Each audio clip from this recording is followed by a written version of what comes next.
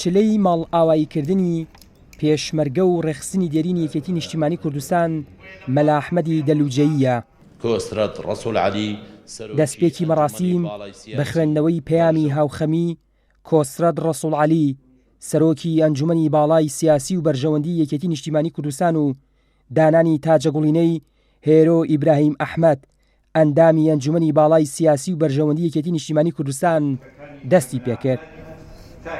پاشان حاکم قادر حەمەجان سەرپەرشتیاری مەڵبەندی یەکی ڕێخستنی سلێمانی یەکێتی نیشتیمانی کوردستان لە وتەیەکیدا باسی قارەمانەتی و چاونەترسی پێشمەرگەکانی یەکێتی بەتایبەت مەلا ئەحمەدی دەلوجەیی کرد کە چۆن تا دواساتەکانی ماڵ ئاوایی بۆ کوردستان بۆ یەکێتی خەباتی کردووە. کاک مەلا ئەحمەد تێکۆشەرێکی دێرین، پێشمەرگەیەکی قارەمان، کەسێکی ڕازگۆ، کەسێکی دڵسۆز، کەسێکی بەوەفا، هەم بۆ ڕێبازە پیرۆز و تێکۆشەر و شۆڕەجێڕەکەی، هەم بۆ هاوڕێ و هاوسەنگەرەکانی. خوێن و فریمێسک یەکێتی نیشتیمانی کوردستان دروست بووە، بە خوێن و فریمێسکی کۆمەڵانی خەڵکی کوردستان، بۆیە پێویستە و ئەرچی هەمووشمانە بە خوێن و فریمێسک یەکێتیەکەمان بپارێزین، بۆ یەکێتی بتوانێت ئەرکەکانی باشتر و چاکتر لەم قۆناغە و لە داهاتووشە بپارێزین. لەبەرەوەی یەکێتی نیشتیمانی کوردستان حیزبی سەرجەم چین و توێژەکانی کۆمەڵگەی کوردەواریمان بووە. یەکێتی نیشتیمانی کوردستان وتاری فەرماندەیی هێزەکانی هەفتای پێشمەرگە لەلایەن مستەفا چاوڕەش ئەندامی ئەنجومەنی سەرکردایەتی یەکێتی نیشتیمانی کوردستان پێشکەش کرا.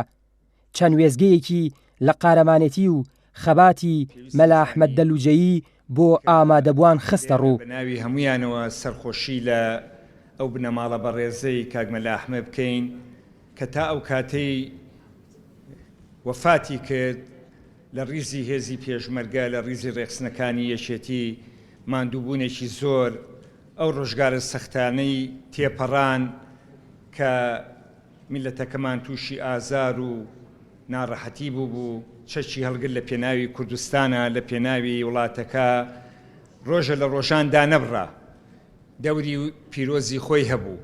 مەلا ئەحمەدی دەلوجە نمونەی پێشکەشکردنی کورتە فیلمێک لەلایەن کەناڵی گەلی کوردستان بۆ ئامادەبووان و پاشان پێشکەشکردنی وتاری بنەماڵەی مەلا ئەحمەدی دەلوجەیی تەکیدکردنەوە بوو لەسەر درێژەدان بە خەبات و قوربانیدانی باوکیان.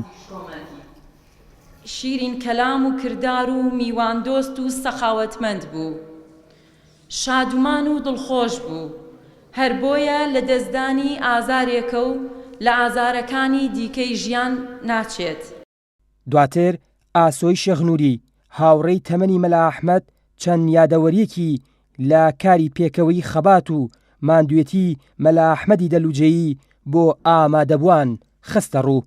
وەک کادرێکی سیاسی بوو، مەسئولی ڕێکخراوەیی و ڕێخستن بوو، بەژاری سەرجەم چالاکیەکانی تیپی 55 قەرەداخی کردووە کە من لەو سنوورا بوو لە داستانەکان، لە داستانی ڕزگاری، لە قەیوان ماوەت، لە ڕزگارکردنی سلسی لە شاغی ئەزمر قەیوان، لە گڵە زەردە، لە گرتنی معسکەری دەمرکان کە گەورەترین چالاکی ئەو ساڵە بوو ئەنجام درا.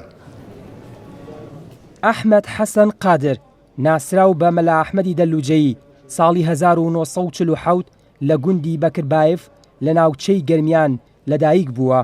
ساڵی 1976 پەیوەندی کردووە بە ڕێخستنەکانی کۆمەڵی ڕەنجەرانی کوردستان. چەندین پلە و ئەرکی بەسەرکەوتوانە بڕیوە. 12/1/2020 ژیان ئاوایی کرد. ئاوەر عەلی گەلی کوردستان، سلێمانی.